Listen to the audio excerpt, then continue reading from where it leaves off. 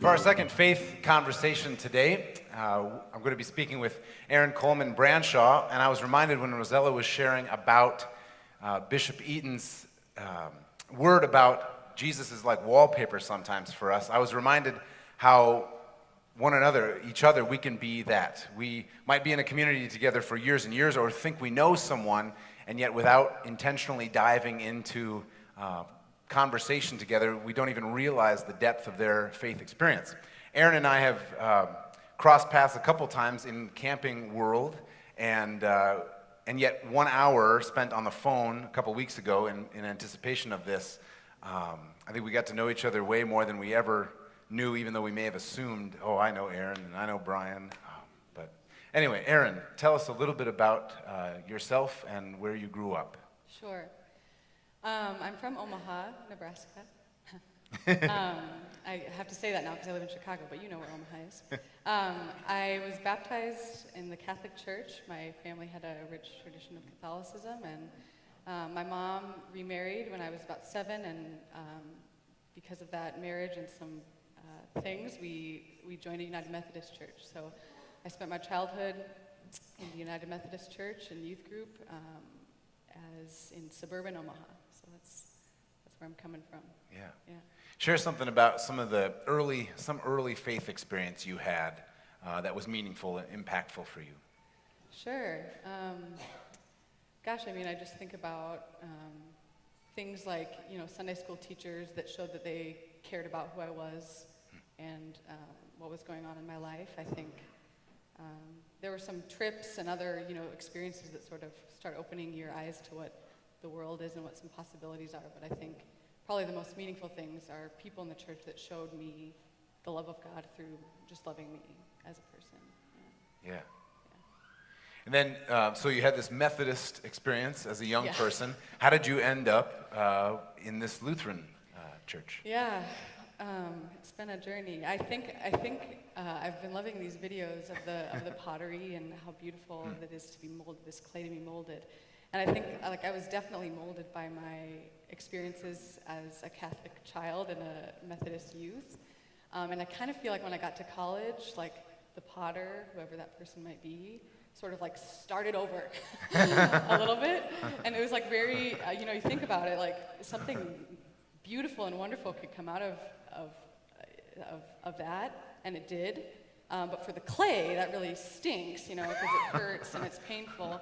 And that's kind of what starting to hang out with the Lutherans was for me. I went to the Lutheran campus ministry at UNL, accidentally. And they just met me where I was and loved me, and I was super ready to. I had lots of beliefs that were pretty harmful to me in looking back. That sort of kept me in bondage to some unhealthy things, I had to be perfect and I had to do or believe certain things, and that because I was a woman, I wasn't able to lead in the church in the same way that men are. So those sorts of things, and I was ready to defend those things, as I told you. I had answers to all the questions, but the Lutherans loved me enough for me to sort of loosen my grip on that, and let something new grow out of that. And that's when I became Lutheran, because that was liberating. You said you accidentally, you were looking for my supper and... Eric Bostrom was looking to hire a pianist, and I was looking for a job.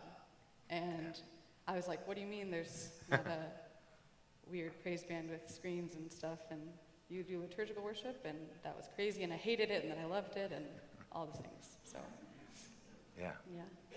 Okay, so then you had a Lutheran campus ministry experience, and then what have you been doing in recent years? Well, I loved hearing Rosella speak, because part of the magic of becoming involved with Lutherans was knowing that I was just a part of all this big, awesome stuff that's happening.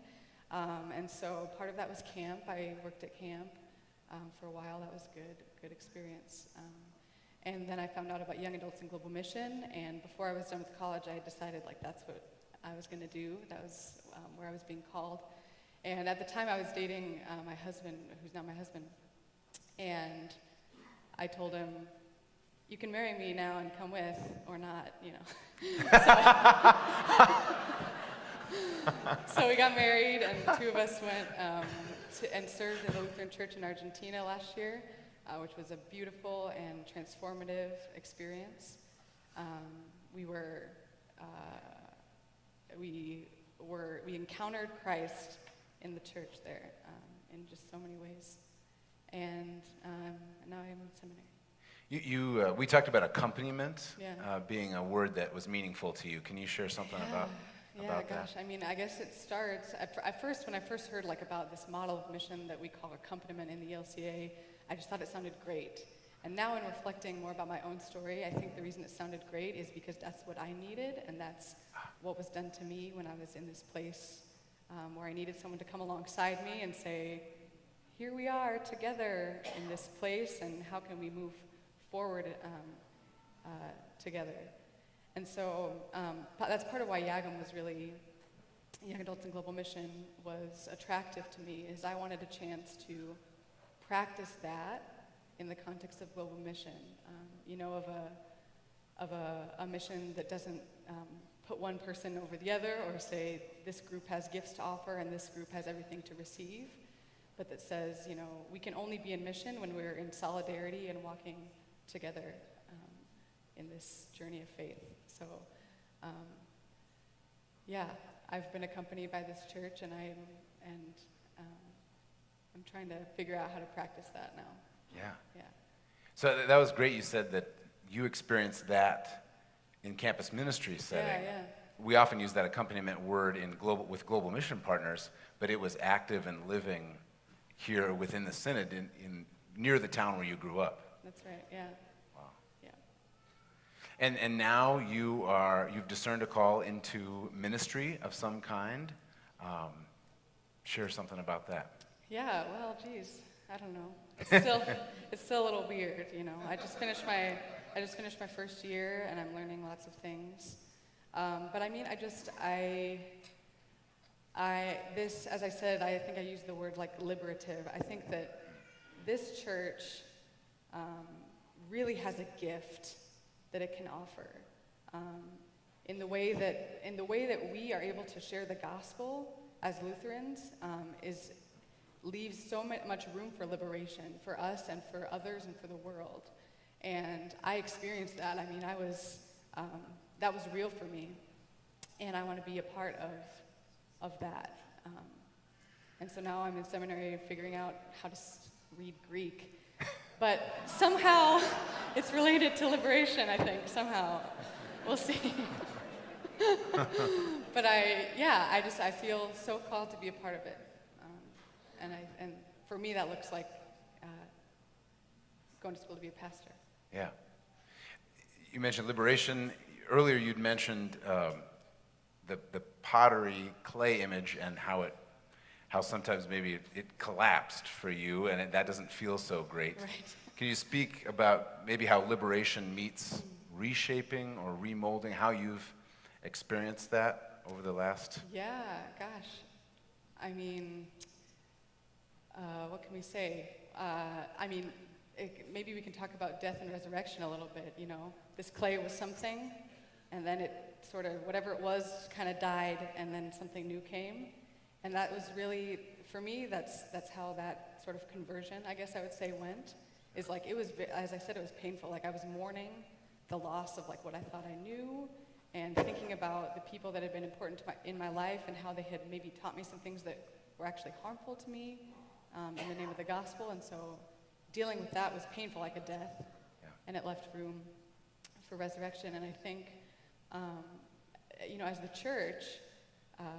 as a church that proclaims the resurrection, we have this amazing thing where we don't have to be afraid of dying. I think Arizal also said we hear this anxiety of the church is dying, right? It's well, good thing that doesn't matter to us, right? Because God's got this death thing under control. A little bit, and you can applaud that. Yeah. So I'm really excited to think about how we might be willing to take risks and be courageous and see how,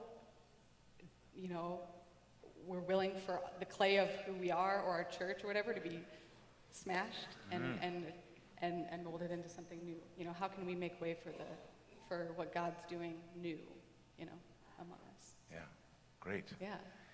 Erin, thank you. Thanks. Tomorrow you are sharing some more.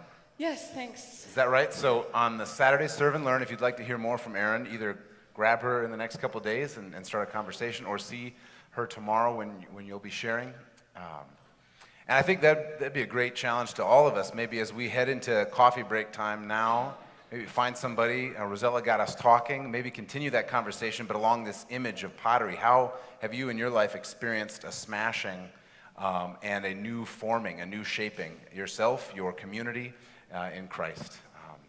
So we'll head to coffee now. Rosella White will be upstairs in the Soul Desires bookstore. Be back here at 3:25. Thanks.